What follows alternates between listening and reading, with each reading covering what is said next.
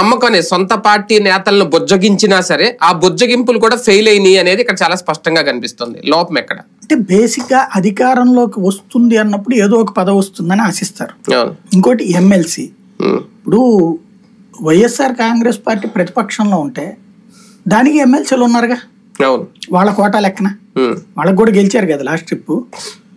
అదే ఇప్పుడు తెలుగుదేశం పార్టీకి ఎమ్మెల్సీలు మొన్న గెలిచినటువంటి అమ్మాయి అనురాధ, ఆ తర్వాత డైరెక్ట్ ఎలక్షన్స్ లో గెలిచిన వాళ్ళు, మిగతా వాళ్ళందరూ వెళ్ళిపోయారుగా.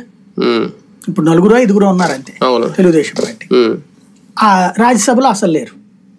ఇప్పుడు మళ్ళీ ఎంత గెలిచినా వీళ్ళ లెక్కన వీళ్ళకేమి అంత అమాయకులేం కాదు కదా. ఒకవేళ గెలిస్తే అత్యవసరతో గెలవగలుగుతారు. అత్యవసరతో గెలిచినప్పుడు ఎన్ని సీట్లు సాధించగలుగుతారు ఎమ్మెల్సీకి? రెండవది, అప్పుడు ఆ వచ్చిన వాటిలో వీళ్ళకే ప్రయారిటీ అని ఎక్కడ నమ్మకం ఉంటది? అదే కదా.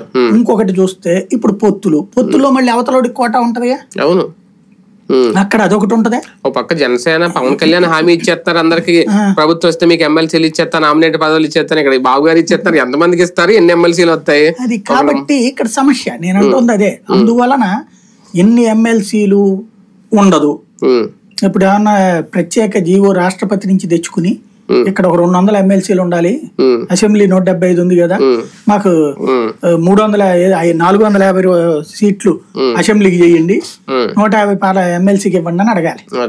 అట్లా ఇద్దా పోని. అప్పుడు భారత రాజ్యాంగాన్ని మార్చి ప్రత్యేకించి ఆంధ్రప్రదేశ్ కోసం పెట్టాలి. జనాభా ప్రాతిపదికన తీసుకుంటే ఇచ్చిన ఇవి కదా శాసనసభలోను ఇవి. మనకి నియోజకవర్గాల పునర్విభజన జరిగినా కూడా 2026కి పునర్విభజన కమిషన్ బిగినయి 29 ఎలక్షన్స్ లో కొత్తవి వస్తాయి.